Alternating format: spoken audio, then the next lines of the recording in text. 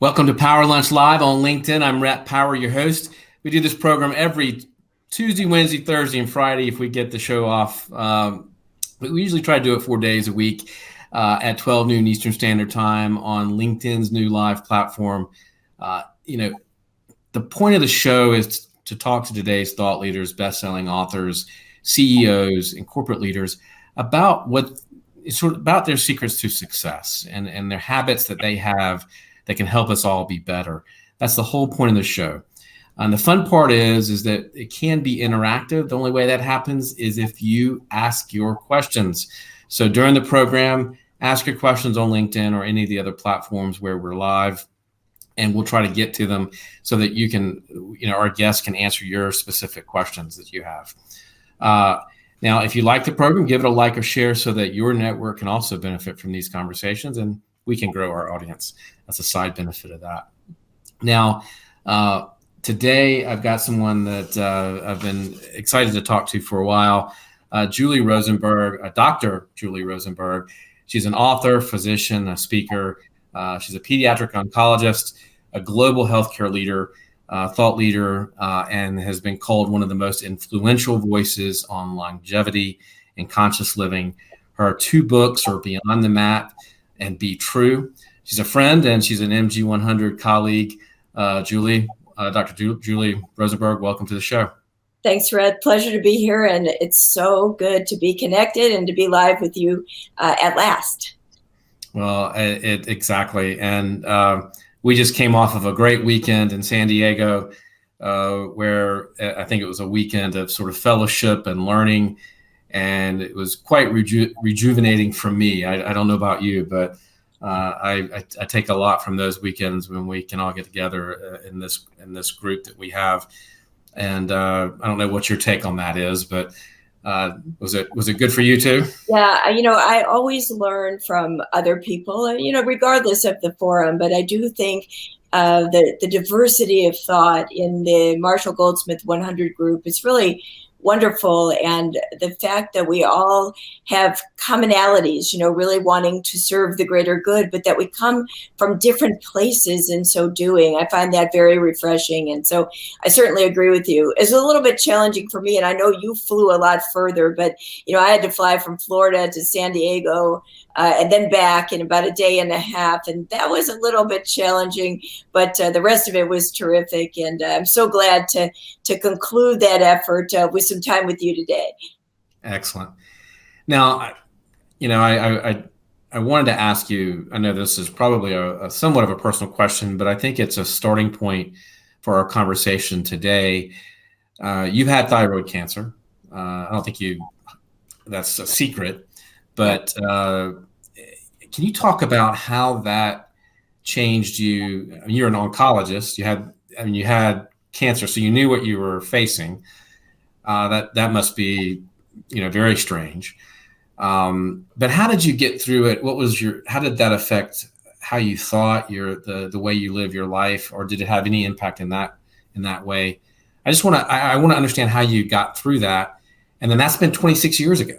Mm-hmm. Right. And so how did that change your lifestyle?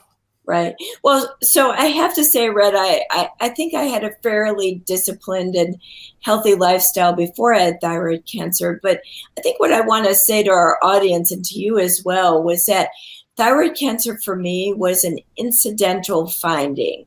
And what I mean by that is I actually had a bicycle wreck and I herniated a disc in my neck. And at the time, when I had to have an MRI for evaluation of that disc, they found a little mass on my thyroid. And of course, as so many patients and people hear, they said, oh, this is probably nothing, but we should check it out before we address the problem with your disc herniation.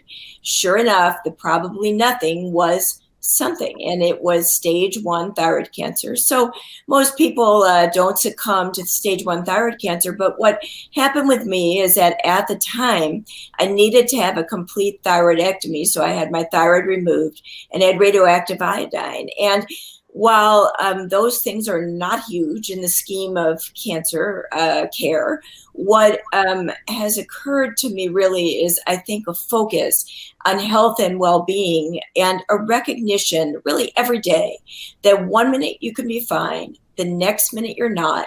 It can be sudden and unexpected. And my goal for everyone is twofold. First, achieve your highest state of well-being. And secondly, live your best life now.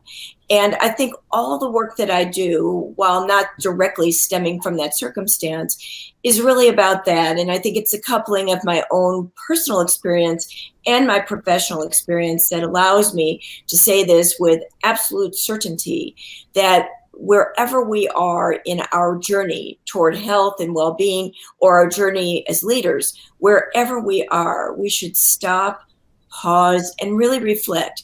Am I living my best life now? I'm glad you ended it on that. That's a great way to sort of sum that up. And it's a great segue, because you talk a lot and particularly in Beyond the Mat about enlightened leadership. I guess that's the way to put it. What is enlightened leadership? And I guess the follow-on question, which you'd probably answer anyway, is how do we as leaders get to that? What does it look like? What is it practically? And how do we strive to get there? And how do we get there? Sure. Thanks for asking that, Rhett. I think more and more, leadership is viewed as beyond results. So my goal is to have people really think about themselves as leaders beyond what they do in business, because so often we define ourselves as who we are in a business setting. We don't define ourselves personally. Like I might define myself, well, I'm a physician, or I work in drug development, I'm an oncologist. But at the core, we're really not who we are at work. And so what I've really done is spend some time studying what historically used to be considered as soft signs. And in my book, Beyond the Mat, I define enlightened leadership as sort of a tenfold aspect of leadership. And let me go through a couple of those here. One of those areas is self-care, and we've just talked about that.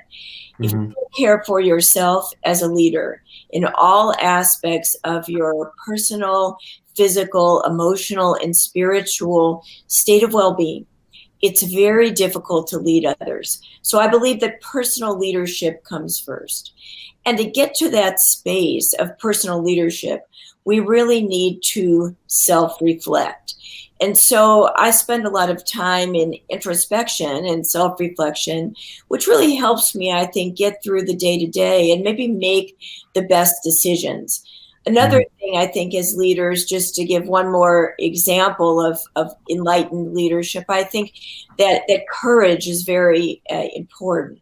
And courage is beyond taking risks. It's really having the ability to work through the fear of whatever it is to be able to serve. And in so serving, hopefully people will follow you. And together you will get the results that you seek. So, I wrote Beyond the Mat in 2015 and 16. It came out at the very end, Christmas 2017. And since that time, I know many people have really thought about leadership in different ways, but I think it's very important to adopt some of these principles of practice. And, I'd encourage folks to take care or take a look at the book and at some of the work, because I think we can all become enlightened leaders if we really take heed of the things that drive our lives forward, our core values, what's important to us, and take that time to self-reflect and modulate our behavior so that we're in a state of continual growth and inquiry. What is, I guess, I get self-reflection, but I've been a coach for a little while now, and you go to, you talk to people like you, and you sort of start to understand what self-reflection is and the benefits. Can you give us a couple of things, key questions you think that you should be asking yourself? Well, one of the things I think is really important, and back to my earlier statement, is as as a leader, how do you define leadership? And for yourself, if you are a leader, and by the way, we're all leaders in one way or the other. So leaders are not just those who are sitting in the C-suite. So as a Mhm. leader, then, what are your core values? What are those values? So for myself, I really think about service as a value. I think about knowledge because I'm in the medical world, and knowledge is very important, in the medical world for making decisions. I think about self discipline so I can focus on my health and well being. And one of the other things I personally value is flexibility. And for me, flexibility is twofold. Number one, as relates to my personal life, it's finding the flexibility that allows me to both serve and also do other things that I enjoy for myself. And finding the time, structuring my day and my week and my month, etc., so that I can do those things. And then the second thing is flexibility is really being flexible with others, being flexible of attitude, with my thinking, with how I view different things and different people, being open-minded. And so I think for all of us, how many of the folks, who are listening today, have we really sat down and done an inquiry around our core values? And so to that, my second book, Be True, looks at a way that we can find a path to authenticity. And one of those ways is through aligning our core values. So I give about 75 examples of core values. And then I ask the readers, you self-reflect now.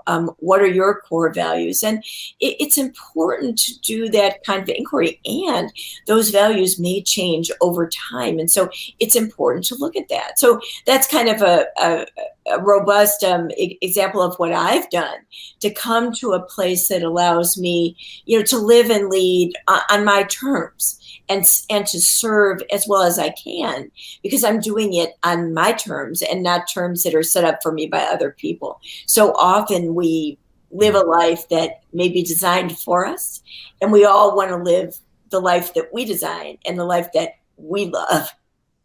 No, I think finding that, I was going to ask you about that. I'm glad you came into that, because I think finding your true self, right, is a way to live an authentic, you talk about the authentic life. And I think finding your truth, finding that is critical to finding and having an authentic life, but also finding that contentment and that happiness, right?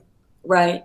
Absolutely. And I should say as well, as you indicated and as I've discussed, I'm a physician and I've worked with very ill people in the field of oncology. And in so doing, I really find that I understand well-being very deeply.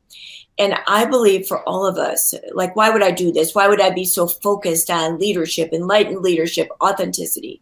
Because those are keys for all of us. And if we do the inquiry, those keys don't cost money necessarily.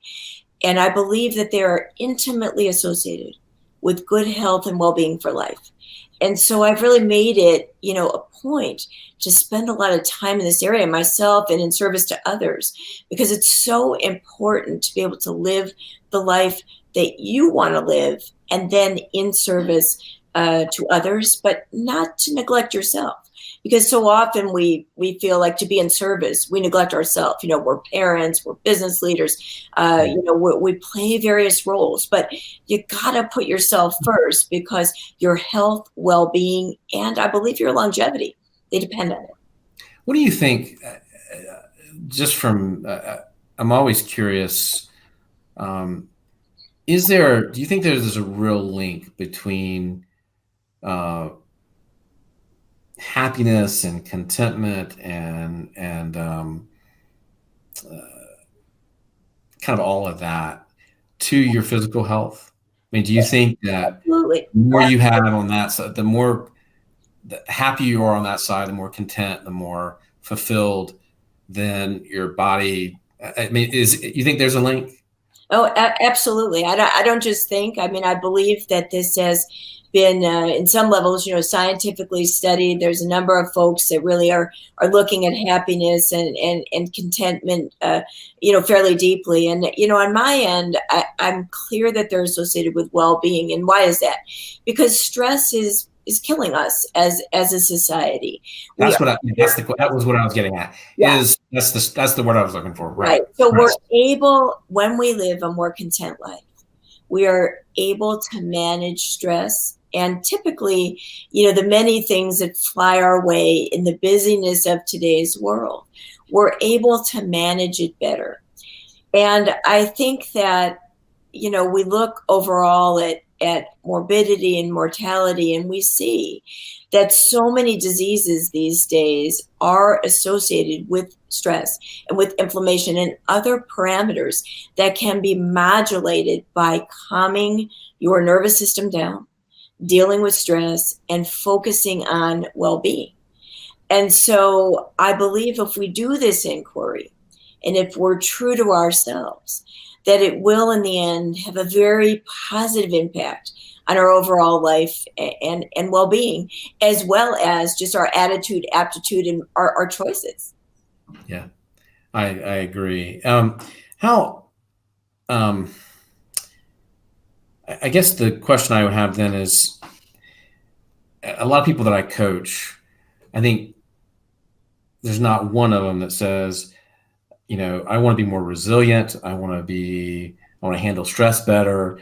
I want increased stamina, better focus, or enhanced focus. What do you do, and what tips do you have for those leaders? Because to me, there's so much information out there, right? Mm-hmm. I mean, about diet and health and what workout program I should be on. If I look at Peloton, I'm trim and fit if I get on the bike, but I think it's to me, it's kind of overwhelming. And I just wrote an article yesterday about that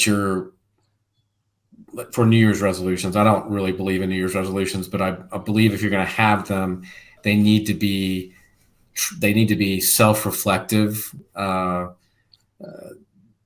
New Year's resolutions, and not ones that society says you should lose 20 pounds. So I'm going to go join a gym, because I think that's a recipe for failure, as the numbers kind of point out. What do you think? I mean, how do we get started? How do we find something that really works for us? Well, first and foremost, so many of these things, we're either comparing ourselves to others, or we're in a situation that is restrictive. And by that, I mean, with the Peloton, let's use your example of that. And by the way, I think that's actually a cool device. So I think so too. I probably shouldn't pick on Peloton, but my point of that is that it's not for everybody. Okay. If you are not interested in sitting in a room, on a bike, joining a class, and it doesn't appeal to you, the likelihood of you not following through is very high. So it comes back to self-reflection. What is going to serve you? Is it taking a walk, in nature? A movement is key. I would encourage folks to move. But what does that look like? Is it a walk? Is it jogging? Is it biking outdoors? Is it kayaking? Is it running? Is it hiking? Is it travel? What is it? Is it yoga? Is it in the gym? Is it out of the gym? You can probably find something that appeals to you, and then try to stick with it. But if you don't know what that is, and you're easily, swayed by advertisements or what others are doing, that's why so many of these things fail. The other thing is there's so much information, so we're overwhelmed with information. So can you pick one or two things that really do appeal to you and try to pursue them? The other thing that I've really learned over time from working with a lot of patients and just in my own life is you got to like it, and you got to like the end result. So for me, as we were talking about earlier, I enjoy, working with the media, and I enjoy, doing a lot of public speaking. And so if I am talking about health and well-being, I need to be healthy. I need to appear healthy. And for me, there is an impetus, and be healthy. There is an impetus to manage my weight and manage my diet and do these things because I want to practice what I preach, because I think it's imperative to having authenticity. So that's a draw, and just feeling good is a draw. So those are important, but they might not be important to someone else. So sometimes it needs to be slower going. Maybe you can find one thing in your diet, if your diet's a bit off, that you want to change. And we don't pay attention. So what if you eat pizza and you actually don't feel well? Maybe if you ate salad, as an example, or something else, you might feel better. So you got to pay attention, and then you got to like it. And when you pay attention, you feel and see change, and you like it. That's how we can adopt, in my mind, meaningful habit change. Does that make sense? Totally makes sense to me.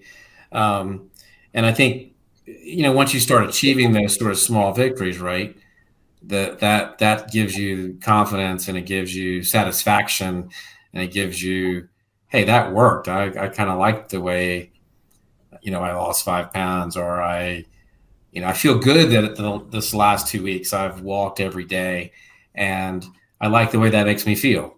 Right. Physically and up here, right?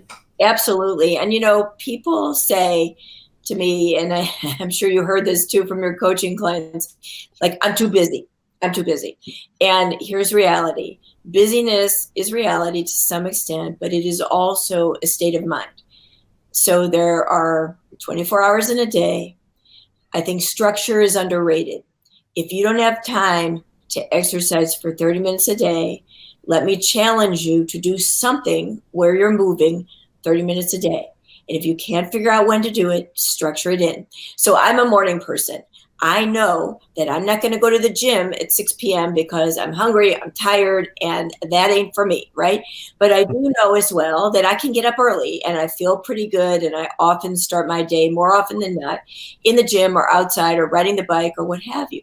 Now, this may not be for everyone, but I structure that into my day. I have boundaries around my work. So I typically don't answer my emails till after about 8:15, in the morning. So here's reality. That is how I do it. Now, again, that may not be how you do it. That may not be how our viewing audience does it, but it is important to be able to think to yourself, I want to do something for myself. How am I going to get there? How am I going to structure it in? And start small, 15 minutes a day. You can find it. I promise you, if you're motivated to do so. That's good. I like the way, I think you're absolutely right about structure, right? I think it gives you, I'm the same way. I block off certain times of the day for certain activity. And I do find that it annoys people that I don't answer email right away, but I have the worst case of ADD in the world. So if I don't structure my day gets away from me. So, and I have to say, with or without ADD, that day can get away from you. So I actually think some type of calendar and focusing on a bit of a structure is really helpful, no matter who you are. Would you agree? I would agree. Yes. How do you, one of the other questions I get a lot and have discussions about a lot is, and we've touched on some of these elements in this conversation, but with all the noise out there, with all the media and the advertising and then the pressure and the stress that we feel as leaders, how do you quiet that stillness, or how do you get stillness in your life? How do you quiet all that noise and get to a point of stillness so that you can breathe, so you can focus, so you can make better decisions, so you can think? I mean, one of the challenges, I'm not running a big company anymore, but one of the challenges I had when I was running that company was, it seemed like this constant barrage of stuff, right? And I think that impacted my decisions, and I think it impacted, everything I did. And I didn't often enough at the time, I was younger, take time and just quiet everything out and think. And, it's a roundabout question. I don't know if do you understand what I'm asking? Yeah, no, I do. So one of the things that I think is relatively easy to do is, back to your point about breathing, is taking a moment in difficult situations to breathe. And in the practice of yoga, and I talk about this in Beyond the Mat in the pranayama chapter, one of the areas of work, if you will, or practice is breathing. And deep diaphragmatic breathing from the belly up into the chest and back down. In yoga, there are varied forms of breathing, but that's one of them.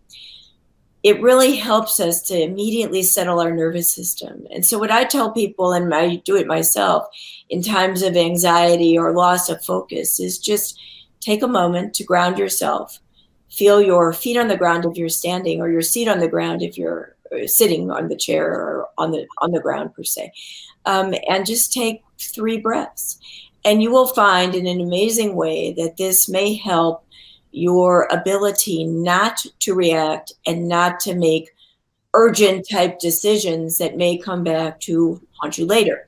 And of course, in the practice of oncology, where we're dealing with life-threatening types of illnesses, and most recently I've been spending my time in drug development, we really need to exercise those skills because, we want to be on point. But that's not unique, of course, to the medical practice. It's really for all of us, because the noise can be overwhelming. And so we want to make sure that we're able to reflect and not to react. The other thing, Rhett, that I like to do— love reflect, not react. I like that. Well, that's a problem, right? It's a problem for all of us. And also with all the noise, we see more and more anxiety. And we want to try to rid ourselves of anxiety. And one way to do that is to be in the present, to focus on mindfulness. You can do that with breathing. Focus on what's going on in the present, because worrying about the future or brooding about the past and what should have been or what could be or what could have been or whatever, it's not going to get you anywhere, because you need to focus on the here and now. And I'm not saying don't lead a planful existence, but be in the moment so that what you're doing actually resonates for you. And breathing will help you focus, to your earlier point. It will help you be in the moment, and it will actually help you to feel more grounded. And from a health-wise situation, it will stabilize or calm your nervous system. So much we're in this flight or fight mode. So I think all these things are very important. And the learnings from this cannot be underestimated. And I want to go back to something else. We try to buy ourselves out of trouble. That's another societal problem that I see. We are spending so much money. So why I wrote my books and why I love doing these podcasts and live videos and media forums is that we don't have to do that, but we have to self-reflect, and we do have to just take charge of our lives. And everything we're talking about today is free, but it requires a bit of self-reflection. And I can tell you, if you spend a few moments doing it, it works.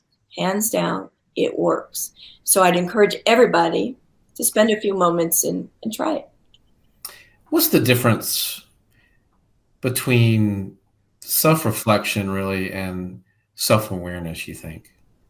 Well, I think you have to reflect to become more aware. Our mutual friend and colleague, Tasha Eurich, wrote a wonderful book called Insight. And one of the learnings from that book was that people think they're self-aware, but they're not. So in other words, and self-awareness is twofold. It's how we see ourselves, but it's also being mindful of how others perceive us. And I have to say, for many years, I was pretty good at how I saw myself, but I wasn't always good, and still work on it as to how others, see me. And so it requires self-reflection, calm and pause to really be in the moment, to be able to think about, what's important to you, what are your core values, all the things we've been talking about. So that's your path to self-awareness, but then also to be attuned to how others might see us, because their perception is their reality. And that's something we can't necessarily fight against. But if we want to change their perception, for example, if somebody thinks I'm impatient or not listening or what have you, or things that I've certainly been challenged on in the past, I need to accept that rather than say, oh yes, I'm a really good listener because I think I am, So these are the kind of things. So the self-reflection leads to better self-awareness. And that's how I look at it. And, I think it is really important to recognize for all of us, we may not be as self-aware as we think we are. And that is a cardinal feature of leadership. I agree. That was great. Thank you. Because I always, that question fascinates me, because I think Tasha's right. We are, very few of us are self-aware, and I think that distinction is interesting. I guess one of the questions I would have, last questions I would have, is about burnout. What does that really look like? I mean, well, what can you kind of, how do you head it off? Well, first of all, the stress of our society, Rhett, is leading to extensive burnout. And one of the things is recognize the fact that you feel stressed.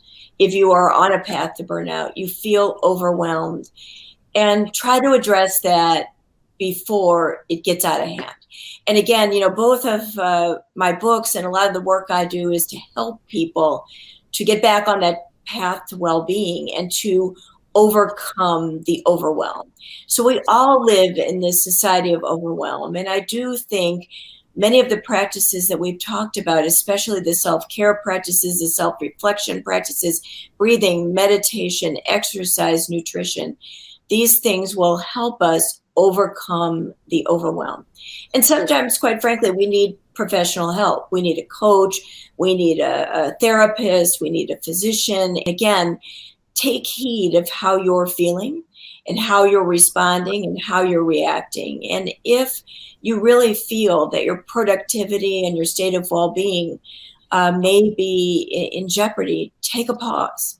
And it's important to do that so that you can regroup and regain the stamina that you may have had previously. And it's important to learn to avoid the noise. You're never going to avoid it totally, but if you can do things that allow more introspection and calm, and as we talked about, self-awareness, I think this will really help you to a state of better groundedness and better stability overall. So I think all of us, the path to enlightened leadership, to optimal leadership, it's a slow one, and it is a practice, just like the practice of yoga and just like so many practices we do.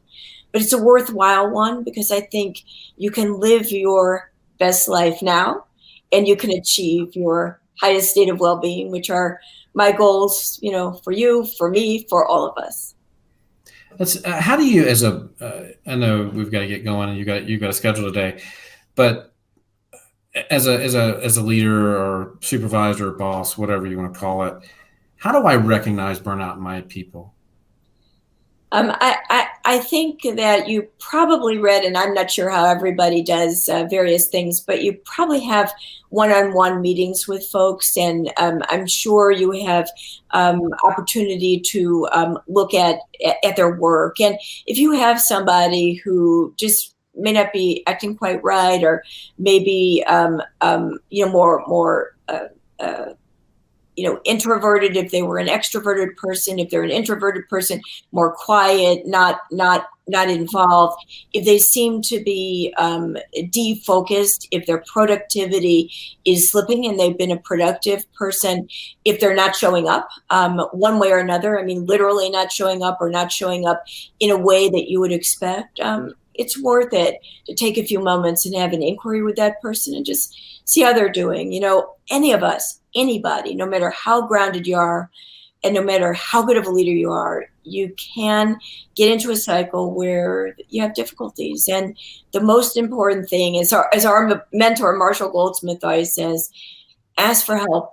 It's okay. And it's okay for all of us. And if you see something, certainly provide that help, or just notice. And people are usually appreciative of that noticing.